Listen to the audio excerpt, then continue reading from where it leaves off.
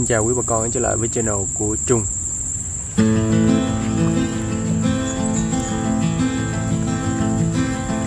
Vâng, xin chào quý bà con.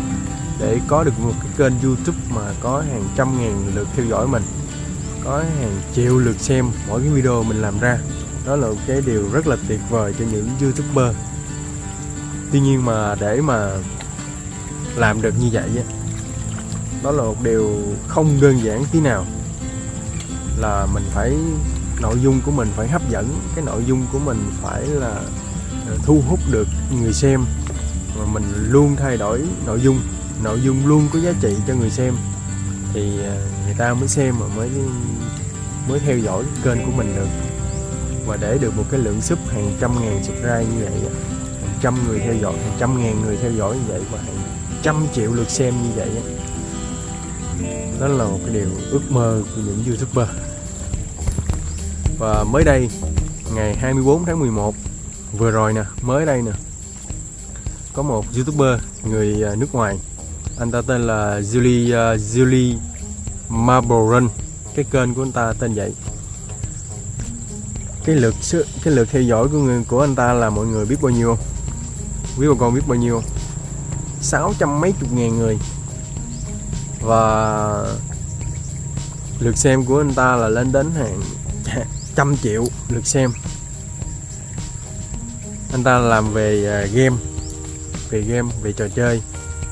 Vậy mà vào một ngày đẹp trời anh ta đã xóa mất cái kênh mình đi, và anh ta cũng không hề biết. Đến khi anh ta vào lại cái kênh YouTube của anh ta thì mọi thứ đã không cánh mà bay, trống phọc, không còn gì cả. Anh ta kể là như thế này: cái G cộng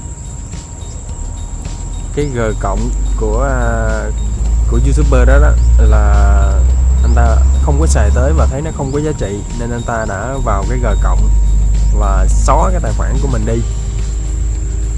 Và anh ta nghĩ như vậy là xong rồi. Và đến khi anh ta vào lại cái YouTube, vào cái kênh YouTube của mình, thì anh ta thấy những cái video của mình biến mất, không còn gì trong kênh của mình nữa. Lúc đó anh ta mới hoảng hốt lên và tìm cách để khôi phục lại, và anh ta có liên hệ đến YouTube để hỗ trợ về cái việc khôi phục kênh. Nhưng khi YouTube thấy được cái câu hỏi của anh, đó là làm thế nào để khôi phục lại kênh YouTube bị mất, thì YouTube đá anh ta ra, không trả lời cái câu hỏi đó. Và anh ta tìm cách liên hệ YouTube lần nữa, là anh ta dùng email rồi chat nhiều lần, và cuối cùng được YouTube trả lời là trường hợp của anh là không thể nào làm được gì. Trong trường hợp của anh là YouTube không thể nào giúp được gì cho anh cả, là kênh của anh đành chịu bị mất, và những cái năm tháng mà anh xây dựng nên cái kênh đó là coi như bay mất, không còn gì cả. Và rất may mắn cho anh là những cái video mà trước đó anh làm anh còn giữ lại. Những video mà trước đó anh làm thì anh còn giữ lại để là có khoảng 300 video là bây giờ anh ta phải up lần lên, mỗi ngày up cái là up cả năm thì nó sẽ lên lại cái kênh đó. Và cái kênh đó không biết nó có được như trước hay không, cái điều đó thì không biết. Mình chia sẻ lên cho anh em những người làm YouTube có thể rút ra được cho mình một cái bài học vô cùng đáng giá này, để mà đến một cái ngày nào đó không biết cái trường hợp gì sẽ đến mình, và mình lường trước được chuyện gì thì mình lường thôi. Thì cái nội dung của video này là gửi đến cho những YouTuber để nếu những ai chưa biết thì có thể rút kinh nghiệm cho mình, và đừng có xem thường một cái thao tác nào của mình trên kênh và liên quan tới cái Gmail của mình cả. Và cho những người mà những khán giả của YouTube thì có thể hiểu được về cái người làm YouTuber, nó hiểu đôi chút về YouTuber là người ta làm cái gì và người ta hy vọng điều gì ở cái kênh của người ta. Vâng, xin hẹn gặp lại quý bà con trong những video lần sau.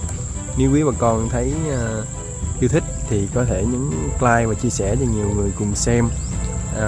Có những đóng góp ý kiến gì hãy comment phía bên dưới để cho em rút kinh nghiệm sau này. Và hãy nhấn đăng ký kênh để theo dõi những cái video sau này của em ra, và cho em những ý kiến đóng góp để em cải thiện những video của em được tốt hơn, để phục vụ quý khán giả được tốt hơn. Hẹn gặp lại trong những video lần sau.